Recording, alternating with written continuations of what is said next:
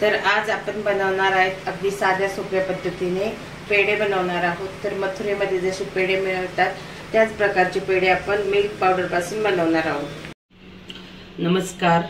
तर आज आपण नैवेद्यासाठी लागणारे पेढे कसे बनवायचे ते बघणार आहोत। तर हे पेढे मथुरेमध्ये फार प्रसिद्ध आहेत आणि आपण हे पेढे मिल्क पावडर पासून बनवणार आहे। तर त्याच्यासाठी मी इथे 1 कप मिल्क पावडर घेतलेली आहे। तर चला आता पाहूया पुढे काय करायचं ते। आता आपण गॅसवर एक कढई ठेवून घेतलेली आहे। कढईमध्ये आपण 1 चमचा तूप घालून घेणार आहे। तर हे तूप मी घरी बनवलेलं आहे।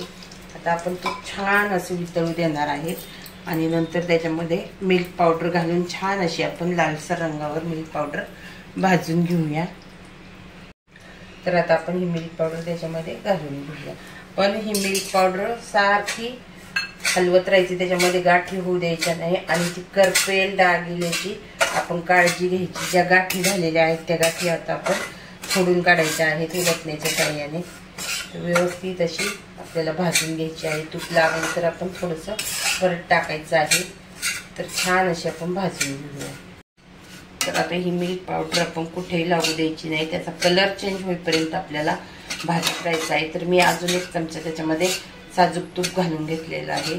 तर ही मिल्क पावडर सारखी आपल्याला हलवत राहायची, अजिबात त्याच्यामध्ये गाठी पण होऊ द्यायच्या नाहीत आणि ती करपून पण द्यायची नाही आपल्याला। तर आता छान असं लालसर कलर आलेला आहे आपल्या मिल्क पावडरला। तर आपण त्याच्यामध्ये वेलची पूड घालून घेऊया। साखर आणि वेलची मी बारीक करून घेतलेली आहे। तर आता याच्यामध्ये आपल्याला थोडंसं दूध घालून घ्यायचं आहे। तर कोमट दूध घालून घेतलेलं आहे मी। व्यवस्थित असं आता आपण मिक्स करून घेऊया। छान असं मिक्स करून घ्यायचं आपल्याला।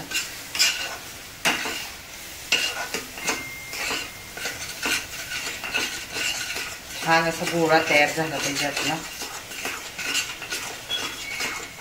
आता आपण गॅसची फ्लेम बंद करून घेऊया। मिश्रण आपण कोमट खायला ठेवून देऊया। जरा कोमट झालं की मग आपण बघूया। लागून द्यायचं नाही खाली, काढून घेऊया हे मिश्रण एका डिशमध्ये आपण।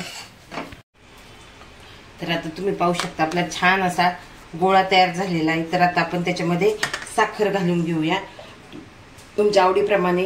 तर मी इथे अर्धी वाटी साखर घालणार आहे, तुम्हाला पाव वाटी पण घालू शकता, कारण मिल्क पावडरमध्ये स्वतःच मिल्क पावडर थोडी गोड असते त्याच्यामुळं। तर मी इथे अर्धी वाटी घातलेली आहे, मला जरा गोड पेढे हवे आहेत। तर तुम्ही याच्यामध्ये गूळ किसूनही घालू शकता किंवा गूळ कापून घालू शकता, परंतु मी आता इथे साखरेचा वापर केलेला आहे। मी आता ही साखर छान अशी त्याच्यामध्ये एकजीव करून घेते। जरा कोमट असतानाच हे मिश्रण मळून घ्यायचं, अगदी थंड होऊ द्यायचं नाही आणि अगदी गरम असतानाही आपण ते करायचं नाही, कारण गरम असताना केलं तर आपल्या हाताला चटके बसतात आणि थंड झाल्यानंतरच आपल्याला हे छान असं मिश्रण मळून घ्यायचं आहे। तर आता मी व्यवस्थित असं मळून घेते मिश्रण। तर आता आपली साखर अशी एकजीव झालेली आहे। आता आपण छोटासा गोळा तोडून घेऊया त्याचा। आता आपण हा गोळा तोडून घेतलेला आहे। तुम्हाला जर गोल पेढे बनवायचे असतील तर तुम्ही असा आकार देऊन गोलही पेढे बनवू शकता, असं त्याला मध्ये होल पाडून। तर असाही पेढा बनवू शकता किंवा मग तुम्हाला चौकोन आकार करून घ्यायचा असेल तर तुम्ही चौकोन आकारही याला देऊ शकता। तर आता मी तुम्हाला हा पेढा ठेवून साखरेच्या पाकात घोळून घेते। ही पिठी साखर आहे आणि त्याच्यात आपण हा पेढा घोळून घेऊ शकतो। तर आता मी दुसरा चौकोनी पेढा तुम्हाला करून दाखवते। आता मी दुसरा गोळा करून घेतला आहे, त्याला आपण चौकोनी आकार देऊ शकतो।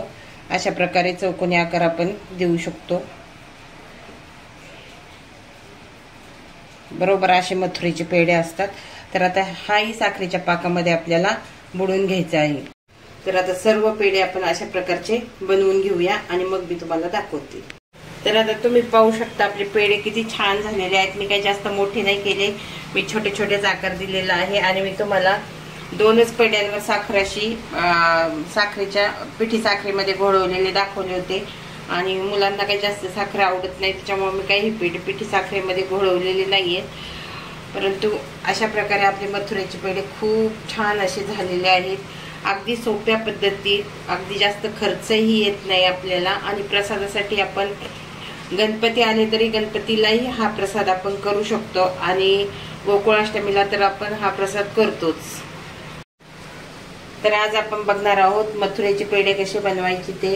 तर अगदी सोपे आहेत बनवायला। तर अशा प्रकारे हे पेढे खूप छान होतात। देवाला प्रसाद काय करायचा, तर तुम्हाला जर माझी पेढ्यांची रेसिपी आवडली असेल तर माझ्या चॅनलला लाईक, शेअर आणि सबस्क्राईब नक्की करा आणि अशा प्रकारे पेढे तुम्ही नक्की करून बघा।